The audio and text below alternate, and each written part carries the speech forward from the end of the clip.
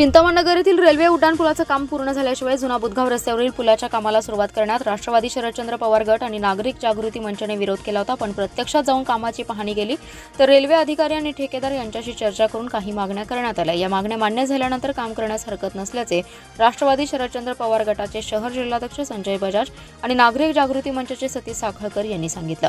जुना Budhgaon road Panchsheel Nagar railway गेटला राष्ट्रवादी काँग्रेस शरदचंद्र पवार पक्षाचे शहर जिल्हाध्यक्ष संजय बजाज, सर्वपक्षीय कृती समितीचे अध्यक्ष सतीश साखळकर, उमेश देशमुख, महालिंग हेगडे, सामाजिक कार्यकर्ते गजानन साळुंखे यांनी भेट देऊन नवीन पुलाच्या कामाची पाहणी केली। यावेळी रेल्वे पुलाचं काम करणाऱ्या ठेकेदाराच्या प्रतिनिधींशी चर्चा केली। महारेलचे अधिकारी देखील उपस्थित होते। त्यांच्याकडून पुलाच्या कामाचा आराखडा पाहिला। पुलाचं काम करताना रेल्वेने दिलेला पर्यायी रस्ता योग्य आहे का याची पाहणी देखील करण्यात आली। चिंतामणनगरचा पूल पूर्ण क्षमतेने सुरू झाल्याशिवाय पंचशील नगरचा पूल सुरू करू नये अशी मागणी होती। पण यावेळी महारेल तसेच ठेकेदार कंपनीने नागरिक आणि वाहनधारकांची कोणतीच गैरसोय होणार नाही याची संपूर्ण जबाबदारी घेण्यात येईल असं सांगितलं। शिवाय सुरक्षा रक्षक नेमावे, बायपास रोडवर प्रवाशांना येण्या जाण्याच्या अडचणी निर्माण होऊ नये म्हणून दिशादर्शक फलक ठिकठिकाणी लावण्यात यावेत अशी मागणी केली।